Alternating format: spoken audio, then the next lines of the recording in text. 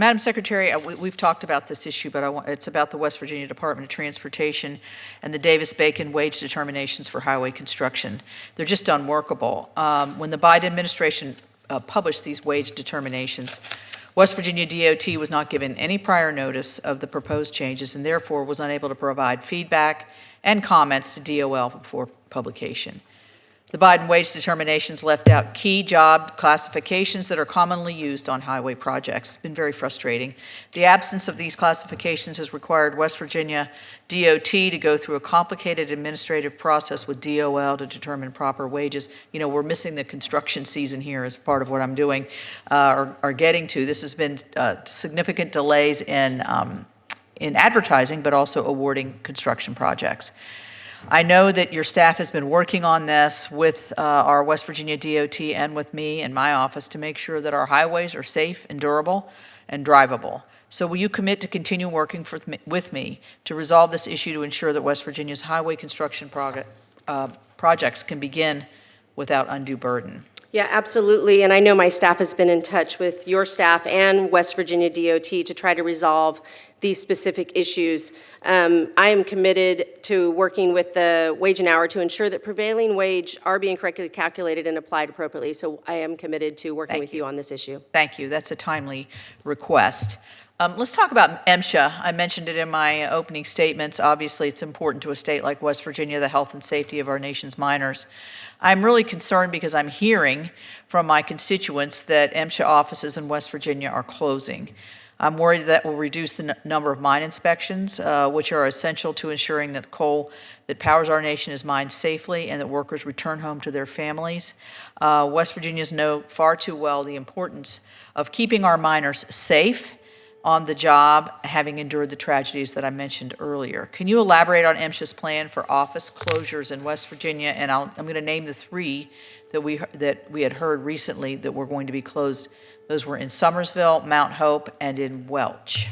Yeah, thank you again. There's no worker, including our miners, which I know are very important to you in West Virginia, that should be concerned about not returning home safe. My goal as the agency head is to make sure every worker is protected. As far as it relates to the MSHA offices, we're working with GSA. That is under GSA's purview. I'm working with them and advocating for those leases to stay open throughout. I don't have the exact number for you, but it's a critical mission to keep for our inspectors and our investigators to be there to make sure that they're assisting to make sure those miners are safe. And I will give you that updated list, but it is to keep those offices open and retain those leases, but we're working on those now. Yeah, much appreciated. I would say that close proximity, it's tough to get from one place to the other. In cases of an emergency, it can really create a lot of lag time if we don't have MSHA there and with our companies and our workers to be able to not just be protective, but to react in case of an emergency. So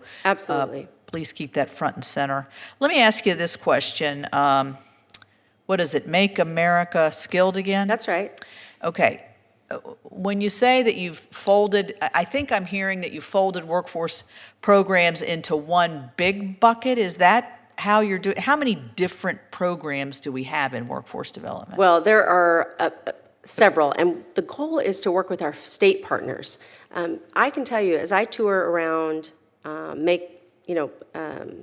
see all 50 states, and visit with the American worker, and visit with our community colleges, our career and technical education schools, the flexibility and modernization of getting that workforce investment is going to be key. I look forward to working with Congress on WIOA, making sure that they have the information that they need to get that through Congress. As a former member and supporting that on education and workforce, it's going to be key for workforce investment. So it's the flexibility of doing so with our respective states. So yes, Make America Skilled Again through essentially a block grant for the flexibility in order for them to have access. That's going to be key for those local communities. Okay, in my mind, what has worked in some instances in West Virginia has been a public-private partnership with workforce programs where students who are maybe a junior, senior, maybe they're in career and technical, maybe they're in regular high school, they don't really are unsure as to what direction they want to go. I'll use Toyota as an example. They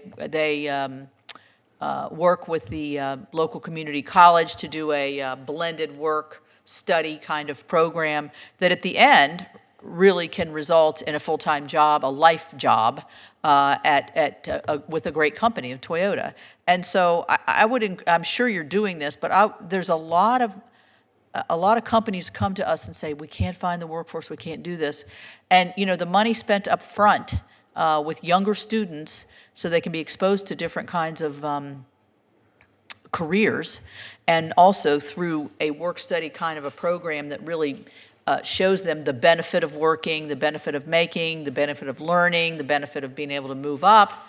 I mean, we have to have the private sector right there with us at the with the Department. I couldn't agree with you more. The sponsorship, so to speak, of these companies. Right. I just visited that in Arizona, the exact same model. And we're seeing best practices across the country from a lot of our businesses working with our local education systems to do just that. It's finally that connection between what is the market demand, how can we train them specifically in their respective states, and have the outcome for the companies who are asking us for A, B, and C of the type of workers they need.